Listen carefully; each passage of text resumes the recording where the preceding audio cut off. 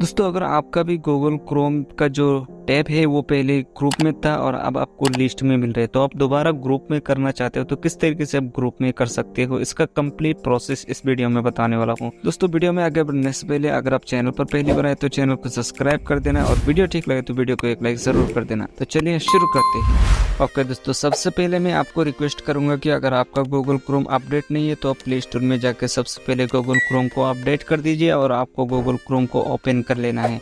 Open करने के बाद सिंपल सा आपको यहाँ पर ऊपर में जो 3 लाइन आपको दिखाई देता है यहाँ पर आपको क्लिक करना है।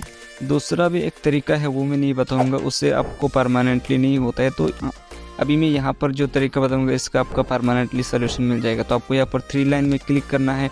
3 लाइन में क्लिक करने के बाद आपको यहाँ पर नीचे जाना है और देन यहाँ पर एक्सेसिबिलिटी के अंदर आपको क्लिक कर देना है। उसके बाद आपको यहाँ पर तीसरा वाला जो ऑप्शन है ये आपको कुछ 1 दिखेगा, तो आपको सिंपल से आपको इसको बंद कर देना है और वो दूसरा वाला जो ऑप्शन है आपको इसको 1 कर देना है।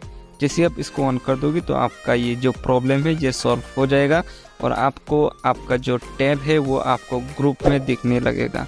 तो चलिए अब हम यहाँ पर जाते हैं। अभी आप अपना टैब चेक कर सकते हो जो कि आपको ग्रुप में दिखने लगेगा। तो इस तरीके से आप अपनी प्रॉब्लम को सॉल्व कर सकते हो। तो दोस्तों आई होप कि आपको ये वीडियो काफ़ी ज़्यादा पसंद है और अगर वीडियो पसंद है तो वीडियो को लाइक कमेंट शेयर कर दीजिए। फिर भी अगर आपके मन में कोई डाउट है तो आप नीचे कमेंट करके पूछ सकते हो। तो मिलते हैं नेक्स्ट वीडियो में, तब तक के लिए बाय एंड टेक केयर।